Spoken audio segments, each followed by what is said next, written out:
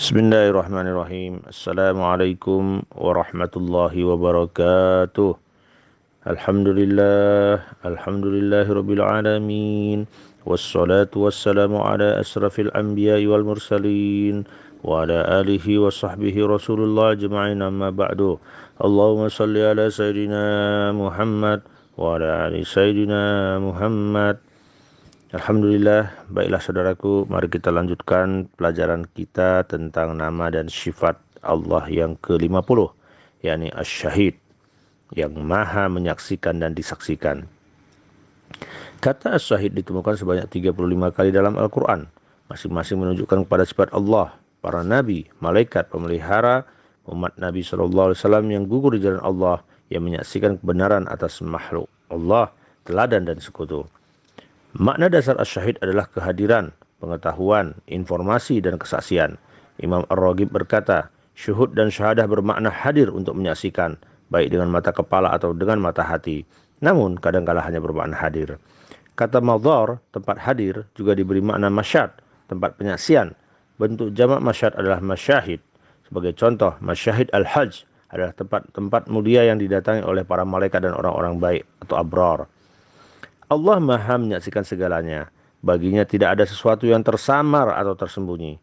Hal ini sebagaimana ditegaskan dalam Al-Quran surat Toha ayat 7 yang artinya, maka sesungguhnya dia mengetahui rahasia yang lebih tersembunyi. Penyaksian Allah terhadap makhluknya meliputi pengawasan, pemeliharaan, penjagaan, dan perhitungan. Jadi bukan semata-mata penyaksian yang biasa dilakukan oleh makhluk. Imam Al-Ghazali kemudian membandingkan sifat Asy-Syahid dengan Al-Khabir Al-Alim. Sifat Asy-Syahid berkaitan dengan pengetahuannya yang menyangkut hal-hal nyata. Sedangkan Al-Khabir, dia mengetahui yang gaib dan hal-hal yang bersifat batiniah. Adapun sifat Al-Alim, Allah mengetahui yang gaib dan yang nyata. Kesaksian bahwa Allah itu maha menyaksikan merupakan bersifat lahir dan batin. Barang siapa yang menjadikan Allah sebagai saksi, maka tidak perlu kesaksian orang lain. Itulah sebabnya Allah berfirman, yang artinya, katakanlah siapa yang lebih kuat persaksiannya. Katakanlah Allah, dia menjadi saksi antara aku dan kamu. Quran surat Al-An'am ayat 19. Menurut Ibnu Qayyim, ayat ini mengandung ketetapan hakikat tauhid dan konsep persaksian yang paling mendasar, paling besar, paling agung, paling benar dan paling jujur dibandingkan saksi kunci, sekalipun dengan persaksian yang paling kuat. Demikianlah Allah dengan sifat Asy-Syahidnya.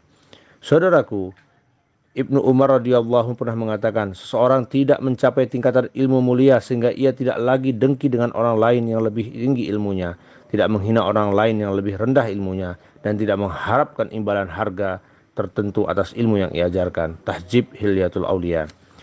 Sifat Asy-Syahid ini membawa pesan kepada kita, di mana kita diharapkan sebagai mukmin pertama menyadari adanya pengawasan Allah. Mukmin yang memahami dan menyadari bahwa Allah adalah zat yang maha syahid atau menyaksikan akan selalu berhati-hati dan selalu memperhitungkan setiap perbuatannya. Landasan dari sikap atau perbuatannya itu adalah seperti yang dijelaskan dalam Al-Quran, yang artinya, upahku hanya dari Allah dan dia maha mengetahui segala sesuatu. As-Saba ayat 47. Yang kedua, bersikap cermat. Adanya pengawasan dari Allah sejatinya membuat kita cermat dalam menentukan sesuatu. Kecermatan sangat penting demi menghindari suatu kesalahan atau kekeliruan. Kecermatan muncul dari suatu ketelitian dan kesabaran. Kecermatan merupakan hasil dari kesungguhan dalam upaya. Allah pasti akan menilai kesungguhan kita dalam bersikap cermat.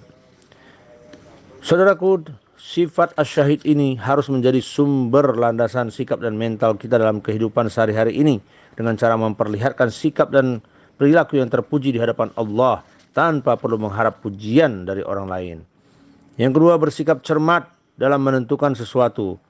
Yang ketiga, tampil menjadi pribadi yang menarik dan bisa memberikan keteladanan kepada orang lain. Yang keempat, menunjukkan peran dan tugas dengan sebaik-baiknya, baik peran dan tugas sebagai bagian dari keluarga, sebagai ayah, sebagai suami, sebagai ibu, sebagai istri, sebagai anak dan sebagai saudara, sebagai pekerja, karyawan atau profesional, termasuk sebagai bagian dari umat. Many false steps were made by standing still. Banyak langkah yang salah ternyata dibuat saat seseorang berdiri diam.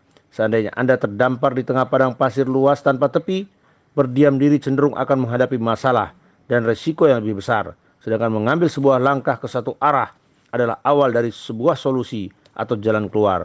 Namun pastikan Anda mendapatkan panduan agar tidak berputar-putar di situ-situ saja. Misalnya dengan melihat posisi matahari terbit dan matahari terbenam. Demikian saudaraku, mudah-mudahan sifat asyahid ini bisa menjadi membawa pesan dalam kehidupan kita sehari-hari hingga menjadikan kita menjadi seorang mukmin yang selalu menyadari adanya pengawasan Allah dalam kehidupan ini, serta kita kemudian bertindak cermat dan hati-hati di dalam mengambil sikap dan keputusan dalam kehidupan kita. Mudah-mudahan kita menjadi mukmin yang bertakwa, yang senantiasa mendapatkan ridho dari Allah Subhanahu wa taala. Amin ya rabbal alamin. Wabillahi taufiq wal hidayah. Wassalamualaikum warahmatullahi wabarakatuh.